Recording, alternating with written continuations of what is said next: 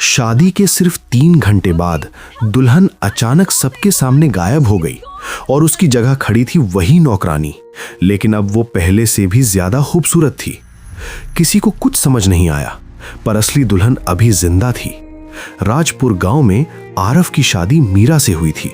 मीरा बेहद दयालु और सुंदर थी, लेकिन घर में काम करने वाली काव्या अंदर ही अंदर मीरा से जलती थी। शादी की रात जब सब सो रहे थे, काव्या ने अपनी छुपी हुई संदूक से एक जादुई आईना निकाला। वो फुसफुसाई, अब ये जिंदगी मेरी होगी।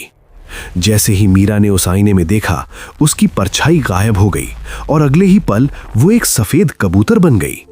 काव्या ने तुरंत आईने में खुद को देखा और वो मीरा जैसी दिखने लगी। उसने कबूतर बनी मीरा को पकड़कर एक पुराने किले की खिड़की से बाहर फेंक दिया और बोली, अब कोई तुझे पहचान नहीं पाएगा। सुबह आरव आया और नकली मीरा को गले लगा लिया। वो बोला, तुम आज और भी खूबसूरत लग रही हो।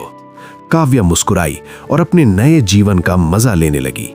उधर असली मीरा कबूतर बनकर जंगल में भटक रही थी। तभी उसे एक बूढ़ा साधु मिला। साधु ने उसकी आंखों में आंसू देखे और कहा, तुम इंसान हो, जादू का शिकार बनी हो। साधु ने एक चमकती बूंद दी और कहा, सही समय पर इसका इस्तेमाल करना, सच खुद सामने आएगा। मीरा उड़ते उड़ते अपने घर पहुंची।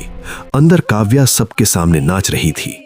तभी मीरा ने हिम्मत जुटाई और उस बूंद को उसके ऊपर गिरा दिया। अचानक एक तेज रोशनी हुई और अगले ही पल काव्या का असली चेहरा सामने आ गया। वो एक डरावनी झुर्रीदार औरत बन चुकी थी। आरव हैरान रह गया, तुम मीरा नहीं हो?